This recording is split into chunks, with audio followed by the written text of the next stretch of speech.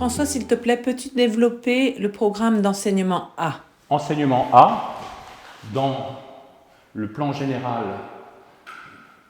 de cette vidéo, de cet ensemble de vidéos, ce premier cours, correspond à ce que les Romains appelaient le docere. Docere, c'est l'enseignement, et ça va être un peu factuel, un peu précis, alors qu'on a donné des grandes généralités, des choses plus intéressantes dans la partie découverte, plus parlante. Là, on va rentrer dans de la technique. Il y aura un premier élément qu'on appelle le diagramme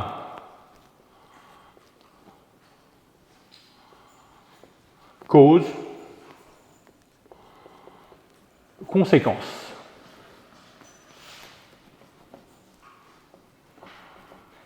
Ce qui est intéressant pour moi, c'est que ce diagramme cause-conséquence, qu'on appelle DCC, existe depuis 100 ans, et ça rejoint d'une part les enseignements que j'ai trouvés dans les livres d'inférence causale. Moi, j'appelle ça l'analyse causale. En anglais, c'est causal inferences. C'est curieux, mais les ingénieurs avaient déjà analysé ce système-là il y a très longtemps. On verra ensuite la théorie de la fiabilité. Fiabilité, maintenabilité,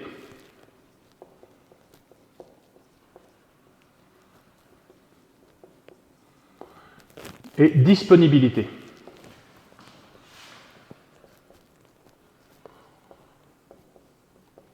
Ce sont deux outils qui sont utiles dans les deux enseignements. Mais vous voyez, quand il y a des événements indésirables, c'est là qu'on va utiliser beaucoup le diagramme cause-conséquence. Et pour ce qui concerne la mise en œuvre des résultats voulus, on va se baser sur un diagramme probabiliste assez simple, fiabilité, maintenabilité, disponibilité, pour illustrer comment concevoir un plan de maintenance. Une notion qui sera importante, qui s'appelle la redondance, ou redondance fonctionnelle. En général, quand on a une installation d'air comprimé, on s'efforce d'avoir un compresseur de secours, un sécheur de secours, une solution de secours. Mais la redondance, ça va au-delà.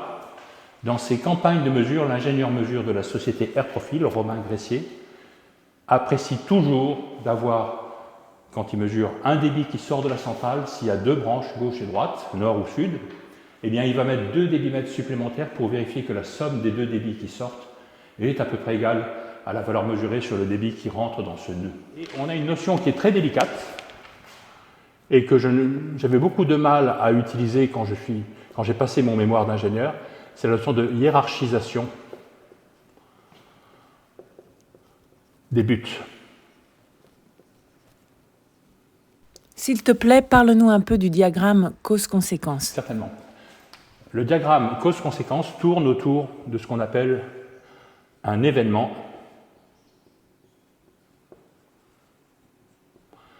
indésirable. En abrégé, on dit que c'est un EI.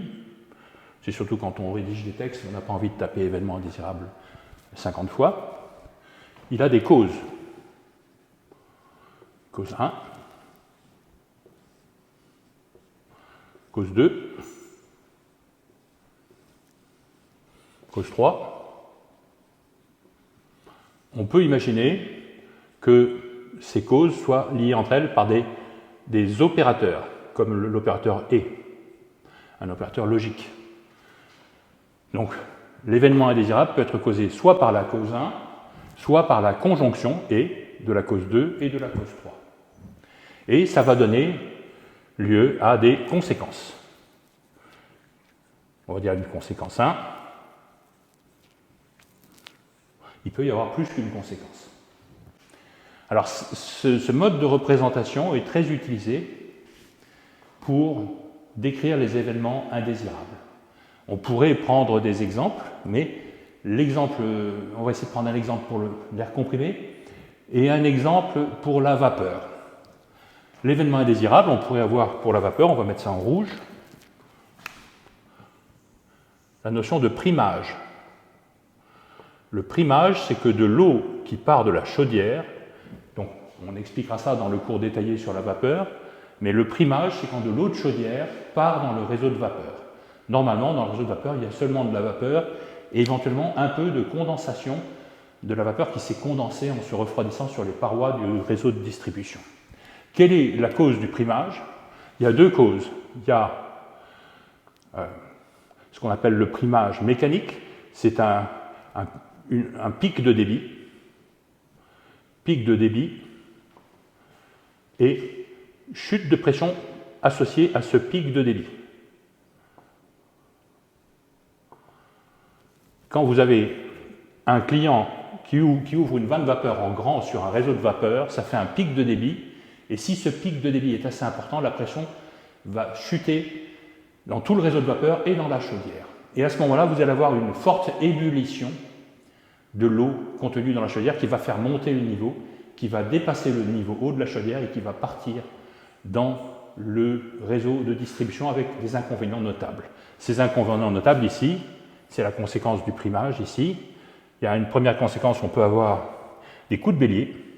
Tout d'un coup, vous avez de la vapeur qui circule à grande vitesse dans votre réseau et ça peut défoncer des vannes ou des coudes ou des échangeurs thermiques, les coups de bélier.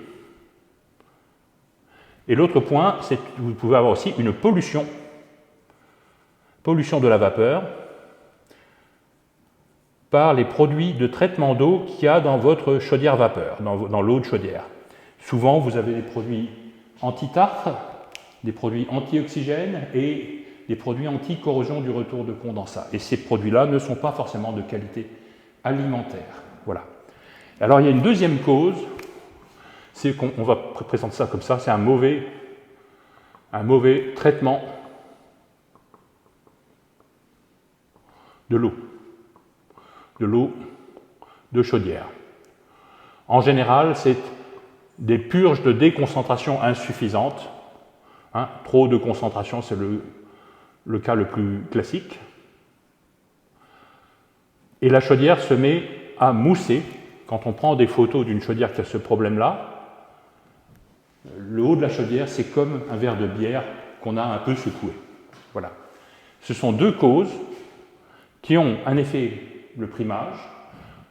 Quand c'est un pic de débit, on parle de primage mécanique. Quand c'est un problème de concentration ou de mauvais traitement de l'eau de chaudière, on parle de primage chimique.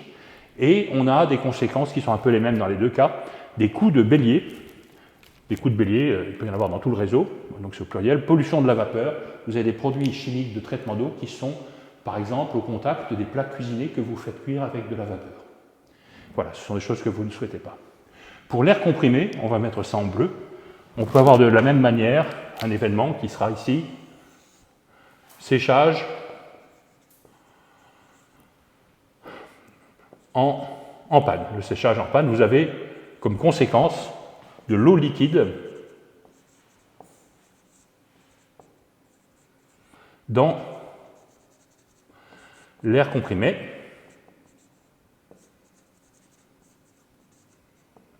C'est un événement indésirable pour beaucoup d'usines, c'est un des trucs qu'on aime le moins dans l'industrie. Vous allez avoir des vérins qui ne vont pas bien faire leur cycle, des vannes qui ne vont pas bien s'ouvrir ou pas à la vitesse prévue. Et quelles sont les causes d'un séchage en panne? On va même préciser séchage frigorifique, parce qu'il y a deux cas de séchage, il y a le séchage frigorifique et le séchage par absorption. Dans le cas du séchage frigorifique, il y a plein de causes possibles, il y en a 3 ou 4.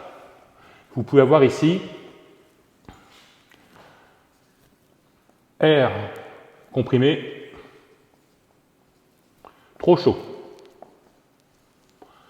Ça veut dire qu'il y a un mauvais refroidissement sur le compresseur d'air et l'air comprimé sort à plus de 35 degrés.